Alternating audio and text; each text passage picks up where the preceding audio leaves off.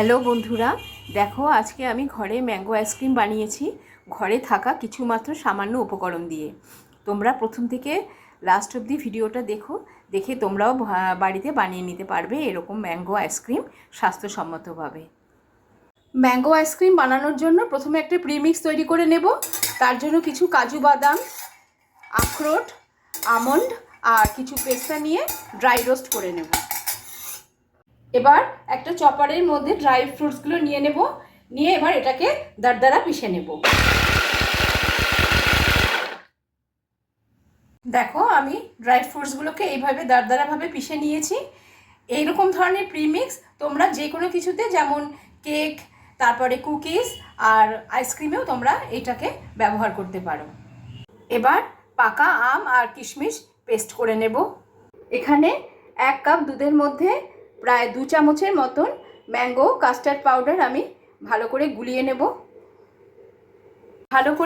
নেব যাতে কোনো লাম্পস না থাকে। এই দুধটা অবশ্যই ঠান্ডা হতে হবে। এখানে আমি 1 লিটার ফুল ক্রিম দুধ নিয়ে নিয়েছি। এবার এটাকে ঘনিয়ে নেব। দুধটা বেশ খানিকটা ঘনিয়ে এসছে।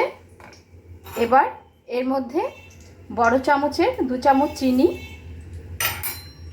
আর প্রায় 2 চামচের মতন মিল্ক পাউডার অ্যাড করে ভালো করে নাড়িয়ে নেব। এবার বাটিতে গুলিয়ে রাখা কাস্টার্ড পাউডার অল্প অল্প করে দুধের মধ্যে দিয়ে দেব। দিয়ে খুব ভালো করে সঙ্গে সঙ্গে ভালো করে নাড়বো, নাহলে লাম্পস পাকিয়ে যাবে। দুধের মিশ্রণটা ঘনিয়ে গেছে।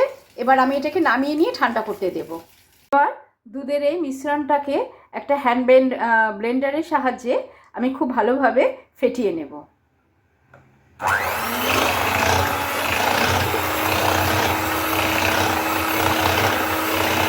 এবার আম আর কিশমিশের যে পেস্টটা তৈরি করেছিলাম সেটা এই মিশ্রণের মধ্যে দিয়ে দেব। দুধের মধ্যে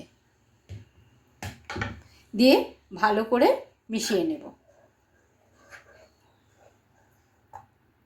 সবগুলো আমি ঢাকনা দিয়ে ঢেকে নিয়েছি।